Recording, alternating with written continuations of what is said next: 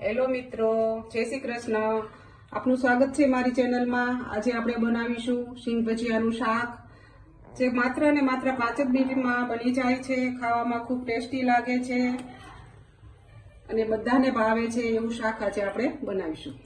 મોટા ચમચા જેટલું મેં તેલ લીધું છે. તેલને આપણે ગરમ થવા દેશું.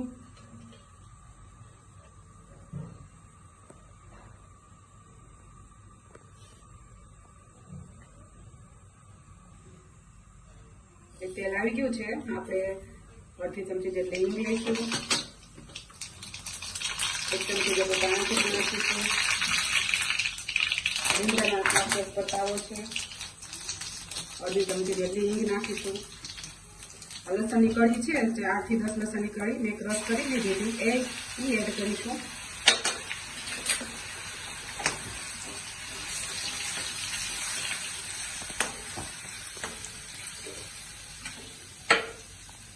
ડુંગળી એડ કરીશું.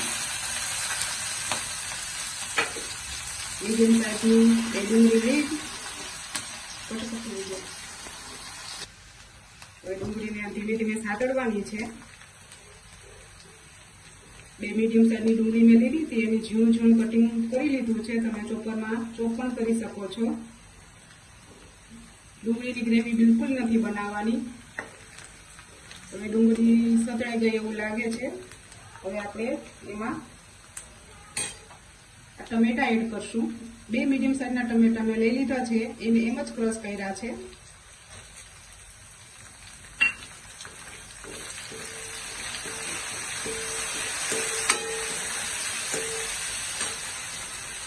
હવે બધા મસાલાઓ એડ કરીશું. સ્વાદ અનુસાર મીઠું એડ કરીશું. અડધી ચમચી જેટલી હળદર એડ કરીશું. 1.5 ચમચી જેટલું ધાણા જીરું નાખીશું. 2 ચમચી મરચું નાખીશું. આ બધાને મિક્સ કરીશું.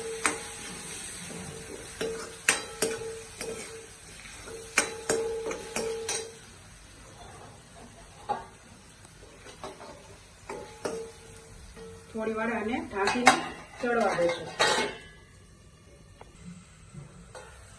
જો મિત્રો, ટમેટા બરાબર સરસ ચડી ગયા છે.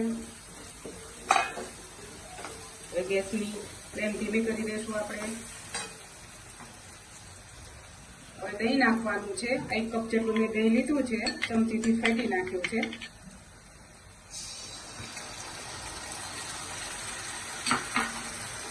દહીં નાખીને સરસ જ હલાવવાનું છે, જેથી પાણી છૂટું ના પડે. ધીમે ધીમે હલાવતા રહેવાનું છે.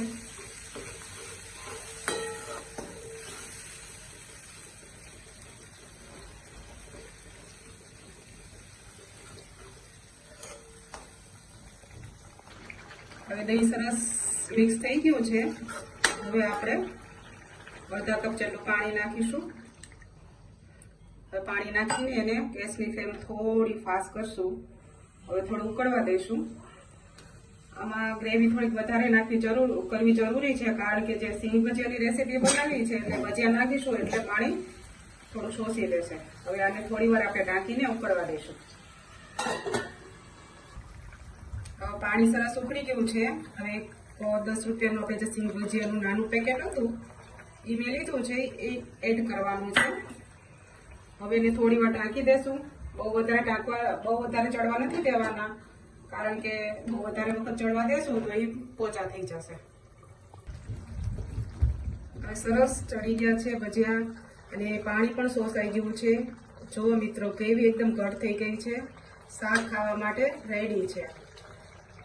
આ શાક બહુ જ સરસ અને ટેસ્ટી બને છે. બાળકોને ખાસ કરીને વધારે ભાવે છે. માત્ર ને માત્ર 5 જ મિનિટમાં બની જાય એવું છે. બહુ કંઈ મહેનતની જરૂર નથી. વ્યવસ્થિત મેથડથી કરશો તો શાક સરસ જ બનશે. બધા શાક. જો મિત્રો, તમને મારી રેસીપી ગમી હોય તો લાઈક, શેર અને સબસ્ક્રાઈબ જરૂરથી કરજો. આવજો. રાધે રાધે.